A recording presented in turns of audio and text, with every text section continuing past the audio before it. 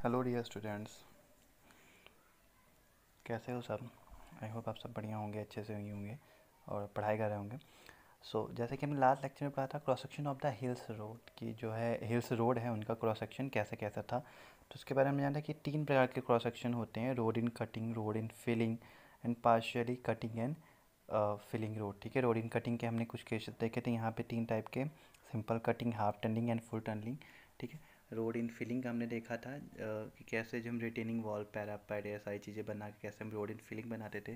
उसके बाद में देखा था कि partially road in partially cutting and partially filling की कैसे हम सम्मुखी दीवार और रिटेनिंग वॉल का प्रयोग करके हम रोड इन पार्शियली कटिंग या फिलिंग कंस्ट्रक्ट करते हैं। ठीक है, हमारा जो अगला टॉपिक है वो इसी road in partially cutting and filling या रोड इन कटिंग या क्रॉस सेक्शन से ही रिलेटेड अगला टर्म है जिसका नाम है रिटेनिंग वॉल। ठीक है, सबसे पहले अगर मैं इसकी डिफिनेशन की तरफ जाऊँ तो जैसे कि इसमें लिखा हुआ कि भराव में पहाड़ी सड़क को सहारा देने के लिए इसके बाहरी किनारों के साथ साथ घाटी की तरफ, वैली की तरफ जो रोक दीवार बनाई जाती है वह प्रतिधारक दीवार कहलाती है। ठीक है, तो सिंपल सी बात है कि अगर हम यहाँ पे देख रहे हैं, ये अगर हमने देखा है, जैसे आप कहीं भी देखेंगे रोड इन फिलिंग के केसेस देखिए। ठीक है, इधर वैली साइड है। ठीक है, देन वैली साइड में क्या होता है, जैसे अब यहाँ पे देखिए, जैसे यहाँ पे वैली साइड है, नीचे रिटेनिंग वॉल बनाया गया है और यहाँ पे ये जो रोड है, ठीक है, यहाँ पे फिलिंग पोर्शन है। इस फिलिंग पोर्शन को साथ एक सपोर्ट प्रोवाइड किया है। ठीक है, जिससे कि क्या है कि जो हमारा जो रोड है वो ढहेगा नहीं, नीचे गिरेगा नहीं, उसको एक स्टेबिलिटी, एक स्ट्रेंथ प्रोवाइड किया है। ठीक है, तो ये हमारे इस प्रकार रिटेनिंग वॉल का जो है वर्क ये होता है। ठीक है, इसके बाद जब कोई सड़क या किसी अन्य सड़क के को जब जब जब कोई सिंपल रोड किसी अन्य रोड को क्रॉस करती है, जैसे कोई रेल मार्ग है, जैसे नॉर्मल रोड के ऊपर कोई रेल मार्ग बनाया गया, ठीक है, तो या कोई पुल बनाया गया, तो वहाँ पे भी क्या होता है कि वहाँ भी पुल की जो जितनी पहुँच लंबाई जो होती है, वहाँ सड़क के दोनों प्रतिधारक दीवारें को भी खड़ा किया जाता है। ठीक है, जो हिल्स रोड की बात करें तो इसमें जो रिटेनिंग वॉल, जो प्रतिधारक दीवार है, इनका बहुत ही महत्वपूर्ण योगदान है। बेसिकली जो इनके अगर कंस्ट्रक्शन की बात करें तो जो ये है, ये पत्थरों की सूखी ढोका चिनाई, यानी जिसको हम ड्राई रेबल मैसनरी बोलते हैं, उसके थ्रू इसको बनाया जाता है। और जब आवश्यक होती है तो कभी कभी हम इसमें गारा चिनाई का भी प्रयोग करते हैं रिटेनिंग वॉल को बनाने के लिए। ठीक है, जो रिटेनिंग वॉल की चौड़ाई होती है, अगर आप इसको ऊपर से देखेंगे तो जो है ये लगभग 45 से 60 सेंटीमीटर चौड़ी रखी जाती है।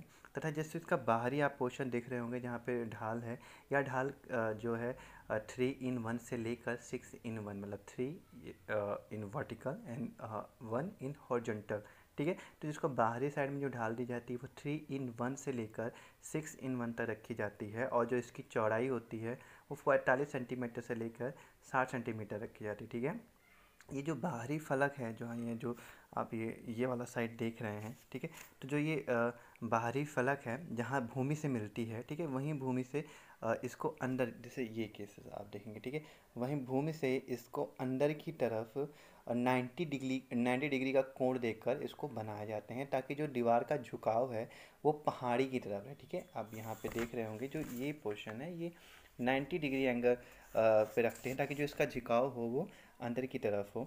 ठीक है, और या गड्ढे की तरफ फिसलने को ना पाए। ठीक, इसके अलावा जो है आप देखेंगे कि जो है इस रिटेनिंग वॉल के ऊपर मुंडेर बनाते हैं, पैरापेट बनाते हैं वाहनों की सुरक्षा के लिए। प्रतिधारक दीवार के ऊपर लगभग 45 सेंटीमीटर चौड़ी तथा 60 से 75 सेंटीमीटर ऊंची मुंडेर की दीवार बनाई जाती है।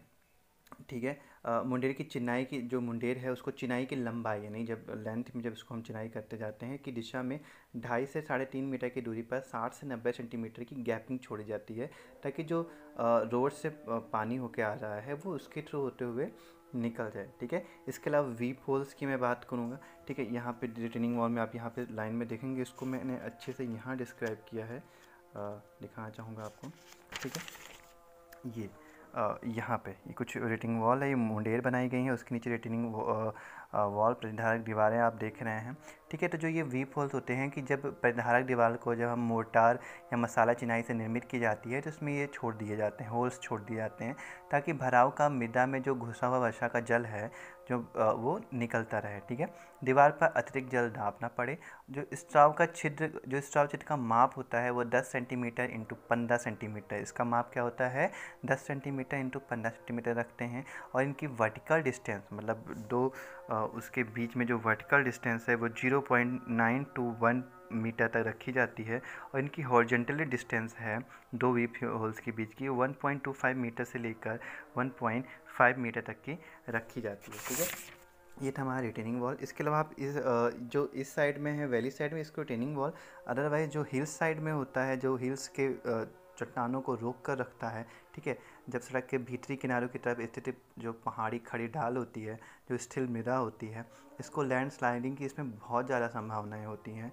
और इसी के साथ साथ इसको सटाकर पत्थरों की एक दीवार बनाई जाती है जिसको हम सम्मुखी दीवार या ब्रेस्ट वॉल बोलते हैं। ठीक है। दीवार की जो फलक पहाड़ी से सटी हुई होती है, ठीक है, जो इसकी जो सड़क पहाड़ी से सटी हुई होती है इसको उदग्र बनाते हैं। उदग्र मतलब इसको वर्टिकली रखी जाती है। और बाहरी फलक को क्या कहते हैं, हम कुछ इसको ढालू करके रखते हैं। ठीक है। दीवार इसका भी सेम चीज़ है कि जो दीवार है इसको ऊपर से 60 सेंटीमीटर चौड़ी रखते हैं।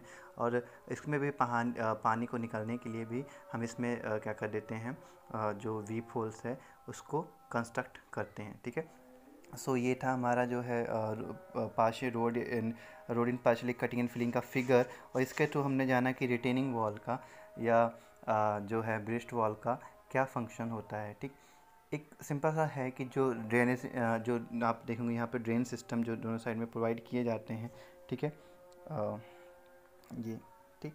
तो जो ड्रेन प्रोवाइड किए जाते हैं इनके बारे में मैं आपको बताऊंगा कि पहाड़ों पे चूँकि वर्षा बहुत अधिक होती है, वर्षा का पानी जो है ढाल के कारण बहुत तेज़ी से बहता है, अपने साथ साथ मिट्टी पत्थर झाड़ फूस सब लेकर रोड पर आता है। तो अगर इसके लिए निकलने की अगर उचित व्यवस्था नहीं करेंगे तो वो वहाँ के रोड को क्षतिग्रस्त कर देता है और प्रतिधारक दीवारों को भी क्षतिग्रस्त कर देता है। ठीक है। इसके लिए कुछ नालियों की व्यवस्था की जाती है, जैसे कि पार्श्व नालियाँ या साइड ड्रेन जिसको बोलते हैं, इंटरसेप्टिंग या कैच वाटर ड्रेन यानी अंतःरोधी या जलग्राही नालियाँ बोलते हैं, क्रॉस ड्रेन, ठीक है, अनुप्रस्थ या क्रॉस नाली जिसको बोलते हैं, या कैच पिन, ठीक है, या कुंडिका जिसको बोलते हैं, इनका प्रयोग किया जाता है।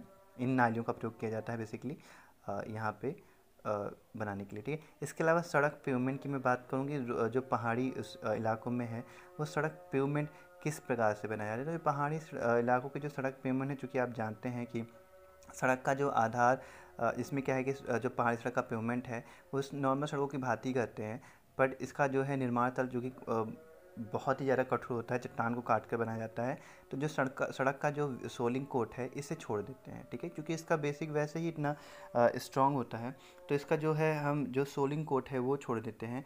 निर्माण स्तर के ऊपर सीधे जो हम वियरिंग कोट डालते हैं जिसको निघर्षण स्तर बोलते हैं, और फिर इसके ऊपर सीधे हम पृष्ठ प्रलेपन कर देते हैं। ठीक है। पृष्ठ प्रलेपन करते हैं, उसके बाद इस रोड को नॉर्मल चलने के लिए हम स्टार्ट कर देते हैं और लोगों का आना जाना स्टार्ट हो जाता है। तो मतलब इसमें इसका जो कंस्ट्रक्शन है वो बिल्कुल भी टफ नहीं है, क्योंकि एक अच्छा सा बेस मौजूद है, बेस प्रोवाइड रहता है पहले से ही।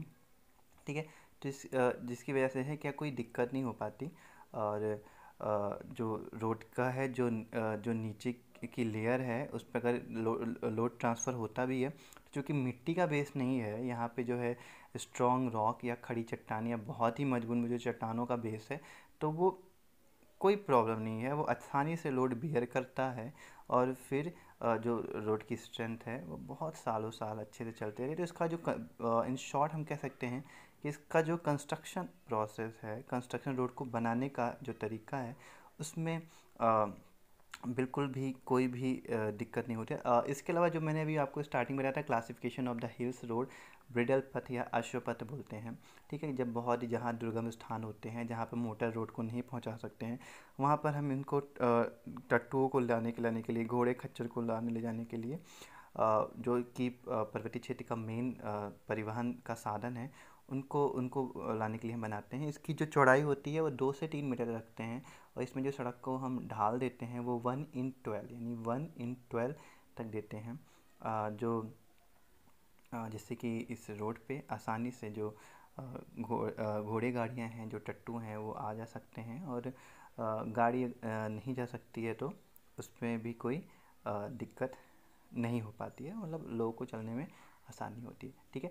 सो बेसिकली अगर थोड़ा बहुत हम डिस्कस करें कि जो मेंटेनेंस, जो कि बहुत इजी सा टॉपिक है, कि पहाड़ी सड़कों पे जो मेंटेनेंस है वो क्या होता है कि चूंकि वहाँ की स्थलाकृति, हिमपात, जो अधिक वर्षा, तूफानी हवाएं, ये सब की वजह से क्या होता है कि जो पहाड़ी सड़कों पे टूट फूट बहुत ज़्यादा होती है, और इसीलिए जो है मेंटेनेंस पे हमको थोड़ा बहुत ध्यान देना पड़ता है। ठीक है। इसमें जो सड़क की पार्श्व नालियाँ होती हैं, पहाड़ी जो ढाल पे बनाई जाती हैं, इनकी समय समय पर सफाई करते रहनी चाहिए, क्योंकि इनकी जो धारिता है, जो फ्लोइंग है, इनका फ्लोराइड वो बना रहा है, जिस कुछ फंसे ना उसमें आके।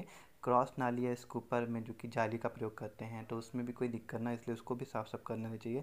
परिधारा को सम्मुख दीवारों की जो है समय समय पर निरीक्षण करते रहना चाहिए कि वो प्रॉपर हैं तो है नहीं, ऐसा तो नहीं कि वो कहीं स्लाइडिंग की कंडीशन में हो। ठीक है। भूस्खलन पे नज़र रखनी चाहिए। ठीक, बस इतनी सारी चीज़ें होती हैं। अदरवाइज़ क्या होता है कि पहाड़ी सड़कों पे जो हमें बेस लेयर है, जैसे हमने बाकी नॉर्मल रोड में पढ़ा है कि हमें जो है बेस लेयर को मिट्टी का जो है स्टेबलाइज करके देना पड़ता है, तो इसमें ऐसी कोई कंडीशन नहीं। इस वजह से इसकी जो रोड की लाइफ है वो अच्छी खासी रहती है। बस जो मेन फैक्टर है वो वाटर ड्रेन सिस्टम प्रॉपर रखेंगे तो पहाड़ पे रोड बनाना आसान रहेगा, और जो रोड की एज है वो भी अच्छी होगी। So thank you. ये चैप्टर कंप्लीट हुआ। अच्छे से पढ़ते रहिए। थैंक्स।